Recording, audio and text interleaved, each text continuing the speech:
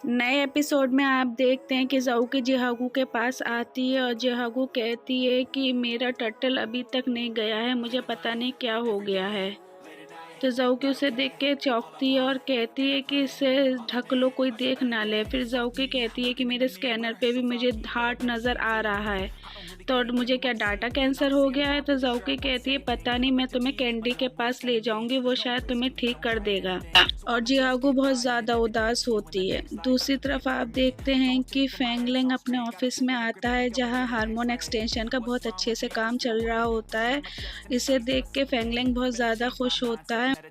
वहीं जाओ की फार्मोस एक्सटेंशन का काम देख के चौंकती है और अपने पावर से सारे कंप्यूटर शट डाउन कर देती है और वो सब लोग चौंक जाते हैं कि ये क्या हो गया है।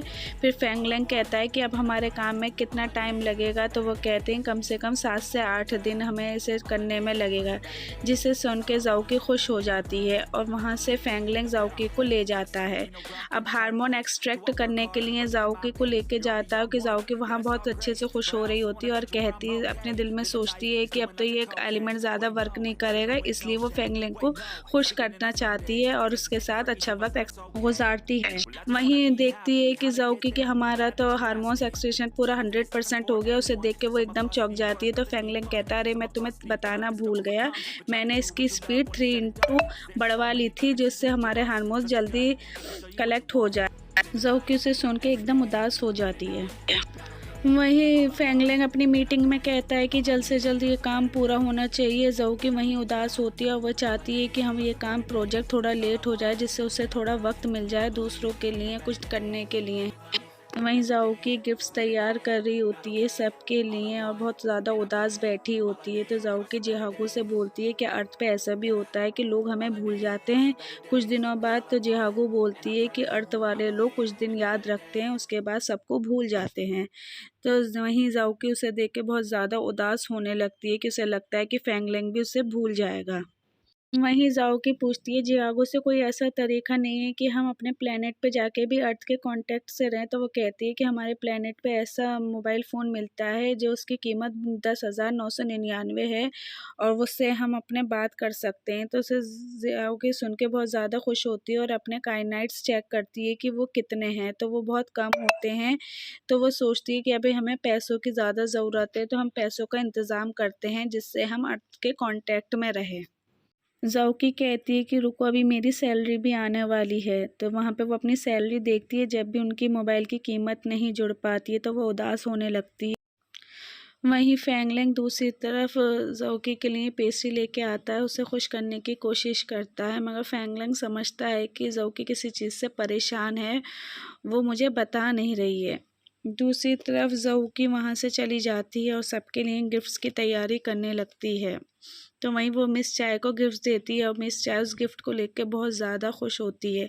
वहीं वो सेक्रेटरी को भी स्कूटर अपना गिफ्ट करती है और डॉक्टर को एक बुक देती है जिसे डॉक्टर के पास ऑलरेडी होती है, मगर वो फिर भी खुश हो जाते हैं। वहीं वो अपना बैलेंस जोड़ने की तैयारी करते हैं और अपनी पुरानी घर की चीज़ों को बेचते हैं जिससे वो पैसे इकट्ठा कर सकें। वहीं उनका सेक्रेटरी देखता है और उस बुक को डबल कीमत में वो बेच रही होती है, वो तब भी ख़रीद लेता है खुशी खुशी। फिर वहीं का सेक्रेटरी फेंगलिंग के पास जाता है और कहता है कि शायद ज़ाओकी को पैसों की ज़रूरत है और वो हमें बता नहीं रही है, इसलिए वो अपना घर का सामान ऊंची दाम पे बेच रही है, तो उसकी हम कैसे मदद करें। अब वहीं फेंगलिंग ज़ाओकी को मैसेज करता है और पूछता है कि तुम कहाँ हो, मैं आ रहा हूँ। तो वहाँ पे वो जब जा रहा होता है तो चेयर पे एक डायरी देखता है, उसे पढ़ने की कोशिश पड़ता है तो वो देखता है कि उसमें लिस्ट बनी हुई है सबको जो सामान देना है। तो फेंगलिंग को अंदाज़ा होता है कि ज़ाओकी शायद हमें छोड़ के कहीं जाना चाह रही है। फिर फेंगलिंग ज़ाओकी के पास जा रहा होता है तो वहीं बहुत ज़ोरों से बारिश होने लगती है और फेंगलिंग की वही प्रॉब्लम शुरू हो जाती है, उसके सर में दर्द होता है और वो कुछ मेमोरी उसकी याद आती हैं पुरानी जो उसने गुजारी हुई थी ज़ाओकी से। तो वो उसे देख के एकदम शॉक आने लगता है और उसका एक्सीडेंट हो जाता है। वहीं सेक्रेटरी फेंगलिंग को घर पे ले आता है तो डॉक्टर बोलते हैं कि इन्हें थोड़ा रेस्ट कराएं, घर में ही रखें, उन्हें ऑफिस काम से दूर रखें। वहीं ज़ोकी को पता चलता है तो ज़ोकी भागे भागे चली आती है फेंगलिंग के पास और फेंगलिंग से उसकी तबीयत का हाल पूछने लगती है। तो फेंगलिंग उसे बहुत शौक से देखता है कि ये कौन है और मेरे साथ क्या कर रही है। तो एकदम उससे पूछता है ज़ोकी से, तुम कौन हो? तो सेक्रेटरी एकदम चौंक जाता है, वो समझ जाता है कि ये भूल गई। तो वो ज़ोकी को कमरे में से बाहर निकालता है और कहता है कि तुम कुछ, फेंगलिंग अभी थका हुआ है तो कुछ तुम तैयारी करो। वहीं सेक्रेटरी फेंगलिंग को याद कराने की कोशिश करता है कि ये कौन है, तुम्हें कुछ याद आया? फेंगलिंग उसे देख के ऐसे ही हो जाता है जैसे कि उसे कुछ पता ही नहीं है कि ये कौन है। तो वहीं सेक्रेटरी ज़ोकी को समझाता है कि उसकी थोड़ी शर्म की वजह से वो अपनी कुछ मेमोरी भूल चुका है, मगर तुम अपना अच्छे से खाना बनाओ, उससे सब कुछ सही हो जाएगा, ठीक हो जाएगा। तो ज़ोकी उसे सोच के एकदम हैरान होती है और फेंगलिंग को अपनी पुरानी यादें याद कराती है कि वो किस तरीके से कॉफ़ी लेके आती है। तो वहीं फेंगलिंग उसे पहचानने की कोशिश नहीं करता है, वो एकदम ऐसे रिएक्ट करता है जैसे कि वो उसे जानते ही नहीं है, उसे कमरे में से बाहर निकाल देता है। वहीं ज़ोकी उससे कहती है कि तुम मुझे पहचान नहीं रहे, तुम ऐसा क्यों कर रहे हो? तो फेंगलिंग कहता है कि नहीं, मैं नहीं जानता तुम कौन हो, यहाँ से जाओ, और अपने कमरे का दरवाज़ा बंद कर लेता है। वहीं वो सेक्रेटरी को मैसेज करता है, पूछता है इसके बारे में मुझे इन्फॉर्मेशन दो पूरी, मगर ज़ोकी उसका पीछा नहीं छोड़ती है, बार बार उसे याद कराने की कोशिश करती है कि वो कैसे उससे मिली थी, क्या क्या कर रही थी, मगर फेंगलिंग कुछ याद नहीं आता है या वो याद नहीं करना चाहता है। इस तरीके से फेंगलिंग रिएक्ट करता है और ज़ोकी उसे कंटिन्यूस याद दिलाने की कोशिश करती रहती है अपने ड्रेसअप से कि उसे कुछ याद आ जाए। वहीं पे जब वो ज़ोकी खाना बना रही होती है फेंगलिंग के लिए, तो वहीं आग लग जाती है और वो उससे खाना बनाना नहीं आता है। तो फेंगलिंग उसे बचाते हुए पूरा खाना फेंक देता है और कहता है कि तुम्हें दोबारा ये खाना बनाने की क्या ज़रूरत थी मेरे लिए, जब तुमसे खाना बनाना नहीं आता। इसे सुन के ज़ोकी एकदम शॉक में आती है और कहती है कि इसे तुम्हें कैसे पता कि मैं दोबारा खाना बना रही हूँ तुम्हारे लिए, वो भी जला हुआ?